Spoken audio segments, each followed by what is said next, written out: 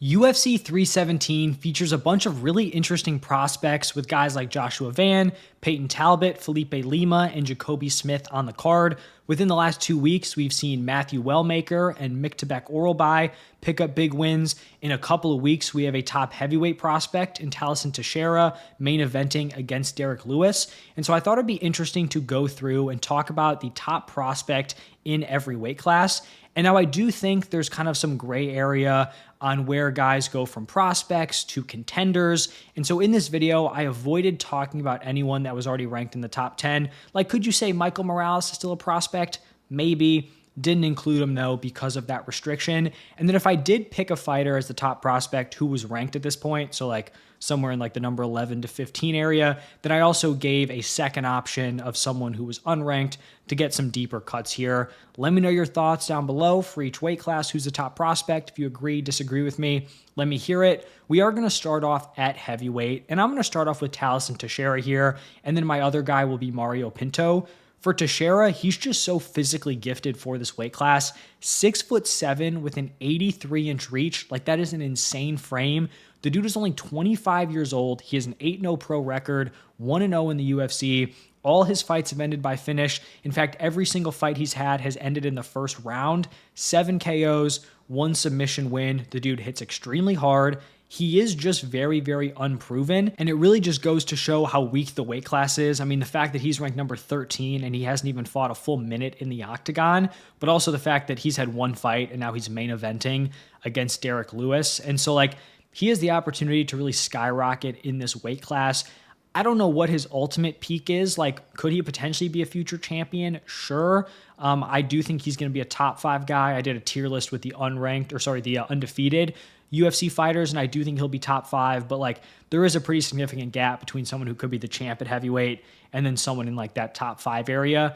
And then the guy outside the top 15, Mario Pinto, kind of similar reasoning here, like another young, big heavyweight, 6'5" with a 79-inch reach. He's 27 years old, undefeated, 10-0 record, 6 knockout wins, 1 submission win, 1-0 in the UFC. Now, he did get dropped by Austin Lane in his UFC debut, which is not a great sign, but he came back, got the KO win.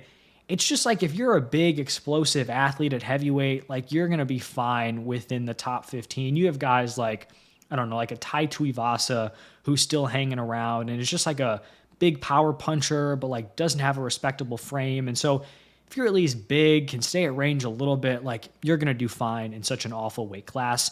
Then looking at light heavyweight here, my pick is going to be Zhang Min Yang. Now, he is ranked at number 14, so my second pick would be Navajo Sterling. But starting off with Zhang here, he is 3-0 in the UFC. All 3 of those wins are by round 1 knockout. He has a ton of experience for only being 26 years old. He has a 19-6 pro record. The dude has only gone to decision a single time in his career, has never won by decision, 13 knockout wins, 6 submission wins. And you kind of compare him to the rest of this weight class, or especially like the ranked competition, the next youngest ranked fighter is 32 years old. And so I do think Zhang has potentially kind of run hot early on in his UFC career. Like, he's very aggressive, he's explosive, but he is a killer be killed fighter. So it's possible that like in one of these fights, he could have gotten caught early on. But I still think he's very competitive against like a ton of these ranked heavyweights. Like, you're looking at some guys ahead of him, like an Ozdemir, a Krylov. Like, I think he could certainly go in there and potentially win those fights, like a Bogdan Guskov, guys like that. So he has the frame, he has the power, he has the danger factor. Not sure if he's going to peak as like a champ or a title challenger, but could certainly potentially make a run and could also continue to improve at only 26 years old. And then the unranked guy here, Navajo Sterling, this is kind of just a bet on like the physical tools in the gym he trains at. He's 6'4" with a 79-inch reach, 27 years old, trains at City Kickboxing. So he has like the overall athleticism. He's a solid striker, a competent team behind him, 2-0 so far in the UFC. I would be pretty surprised if he never got into the rankings at all. And then I think like he could be a top 10 guy. I think his overall peak is still kind of up in the air. Like, he hasn't looked amazing in his first 2 UFC fights, but once again, in a weak weight class, sometimes you kind of just have to chase the overall traits, and Sterling does have those. Then at middleweight, this is probably going to be a controversial pick. I think a lot of people are going to go with a guy like Ikram Alaskarov. I went with someone who's a lot greener in the sport and someone who's, much farther away from making a run in the weight class.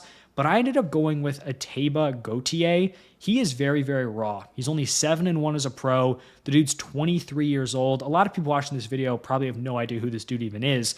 He's only fought a single time in the UFC. But I just think you watch him and the ceiling is so unbelievably high. First off, the dude is a physical freak. Like, people have called him like Mini Ngannou or like the next Francis Ngannou. He's from Cameroon. At 185, he is 6'4" with an 81-inch reach and built like a tank. So just straight away, like, he's probably the most physically gifted guy in the weight class. He's extremely explosive. He's very powerful. But I think the most impressive thing about him is that he seems to have a very good head on his shoulders, where he is very patient. A lot of dudes at that age, being kind of newer in the sport, having that kind of power, they're going to hit a dude a single time and they're going to lose their mind. They're going to go reckless, wing all these big shots. I mean, we really didn't see Francis like really lock in his control and his patience until like the second time he got to the belt against Stipe. Like, the fight that set him up for the title was him just sprinting at Jairzinho with like these huge, massive shots. And Ateba Gautier seems to kind of have that on lock at only 23 years old. And so his grappling defense does need some work, right? But he has the frame to do it. He has a solid team behind him. I think he has legit championship upside. And so maybe his floor is lower just because he's way farther away than a guy like Ikram Aliskerov or even like a Joe Pyfer. But I think in the long run, he has the opportunity to be a very dominant fighter and someone who could hold the belt in this weight class. And I mean, like, that could be 5-6 years down the line. That's how young he is within the sport. Then at welterweight, I have someone who's fighting at UFC 317, Jacoby Smith taking on Nico Price. He just blends his wrestling with just insane power very well, where some of these dudes, right, you have insane power, but you can't grapple. You have great wrestling, but you're a non-factor on the feet. He has both. 10-0 as a pro, 8 of those wins are by KO, 29 years old. The concern here is that we just haven't seen him against like legit competition, but he has the tools to give a lot of guys problems in this weight class. And there are a lot of other really solid welterweights, but I think of the guys that really haven't like gotten to the rankings, made that push, Jacoby Smith is the most interesting option. Now let's talk about lightweight. And when I originally recorded this video, I talked about Miktebek Oralbai as my number one prospect. When I went to go edit this video, I realized that I'd forgotten about Mauricio Rufy. So I'll talk about both of these dudes in this section. I would go with Rufy as my number one prospect. 12-1 pro record, 11 of his 12 wins are by knockout, 3-0 UFC record, just a super clean, fluid, creative striker, extremely dangerous on the feet, coming off a wheel kick knockout against Bobby Green. He's 29 years old, still fairly untested against like legit top tier competition. Don't know how his grappling is going to hold up.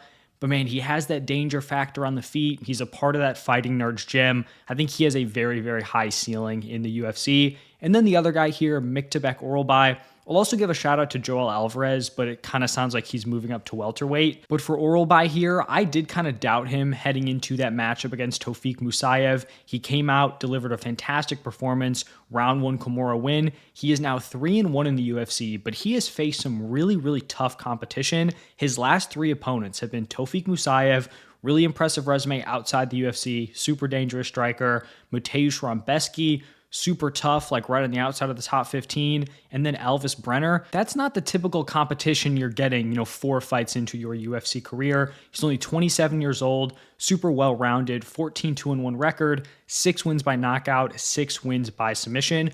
I will say his defense is a little bit sketchy. That's why I was concerned about him heading into that Musayev matchup. You don't want him to like lose his chin, lose his durability before he's even fighting into the rankings. So it would be nice if either he could get a crack at the rankings or just get, some somewhat friendlier stylistic matchups if you were managing him. But like, I think within the next couple of years, there's going to be a lot of turnover in the lightweight top 15. And within like 2 years, I could see him as a top 10 guy in the weight class. You look at guys like Poirier, who's going to be retiring. You have Islam Makhachev leaving the weight class. You have guys like Justin Gaethje, Michael Chandler, Beneil Dariush, all guys who could kind of be aging out at this point. I do think there's going to be some turnover, and I think Oralby could be one of those dudes that ends up sliding into the rankings and kind of starts to build up his resume here at lightweight. At featherweight, I think the obvious choice here is Jean Silva. You could certainly make the case like the dude's already a contender and not a prospect, but he's outside the top 10, so I will talk about him. But then my, I guess, unranked guy will be Kevin Vallejos, who, funny enough, his only loss is to Jean Silva. So these guys are very connected. But for Jean Silva, I fully expect him to be the champion. He has a huge opportunity coming up against Diego Lopez. I expect him to win that fight. He is an extremely explosive, powerful striker. He really showcased his grappling, both offense and defense, against Bryce Mitchell. And I think right now, like, he is the clear toughest test for Volk. If you ask me, like, who has the best chance of beating Alexander Volkanovski, even though Jean Silva is outside the top 10 in the rankings, I think Silva is the toughest fight, just with his explosiveness, the power. Like, you look at the Volkanovski-Lopez fight, from a technical perspective, Volk should just blow him out of the water, right? But getting up there in age a little bit, reaction time, maybe slowing down, chin a little bit questionable after a couple of big knockouts. Like, Lopez had his moments, right? Like, could argue he won 2 rounds, hurt Volk in that second. And so I think the way you get to Volk is you just go out and nuke him. And I think Jean Silva has the best chance of doing that. So I do think he's going to hold the belt someday. I think he's going to get past Lopez and, like, at this point could be one fight away from the title shot. And then for Kevin Vallejos, like I said, his only loss is to Jean Silva on the Contender Series. Out of every win in Jean Silva's career, the only win where he went to decision was against Vallejos. He is 15-1 as a pro, 11 knockout wins, 2 submission wins.